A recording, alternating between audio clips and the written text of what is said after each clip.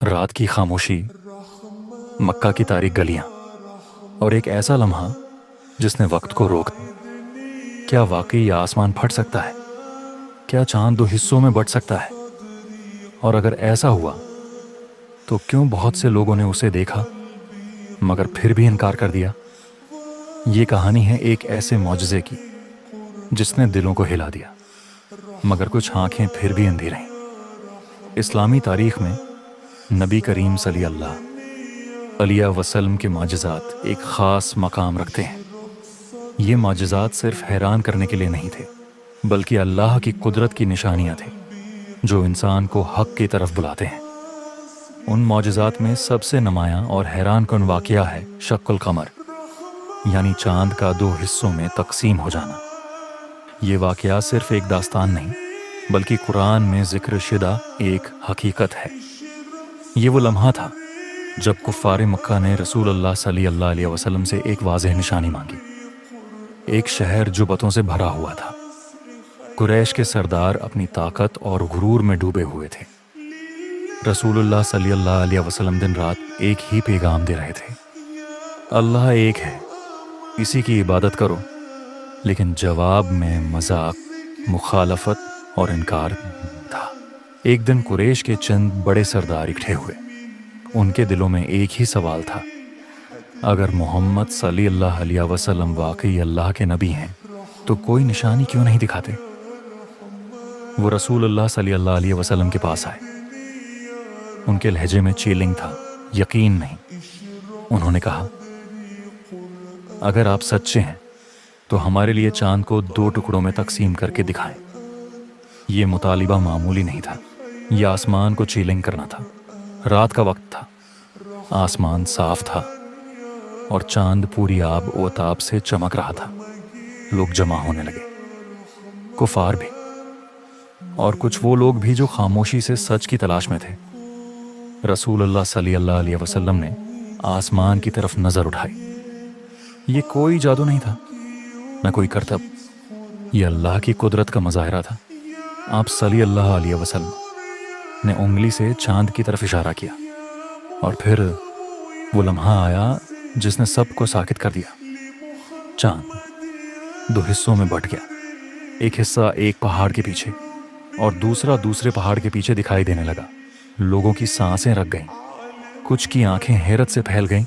یہ کوئی خواب نہیں تھا، یہ حقیقت تھی۔ مجمع میں سناٹا چھا گیا، کچھ لوگ خوفزدہ ہو گئے، کچھ کے دل کانپ اٹھے، لیکن پھر وہی پرانا رویہ۔ قریش کے سردار ایک دوسرے کی طرف دیکھنے لگے، اور پھر ایک نے کہا: یہ جادو ہے، محمد صلی اللہ علیہ وسلم نے ہم پر جادو کر دیا ہے۔ انہوں نے حقیقت کو ماننے کے بجائے انکار کا راستہ چنا۔ انہوں نے کہا: اگر یہ واقعی سچ ہے تو باہر کے لوگوں سے پوچھو، کیا انہوں نے بھی یہ دیکھا؟ یہ ایک نئی آزمائش تھی۔ چند دن بعد باہر سے آنے والے قافلے مکہ پہنچے۔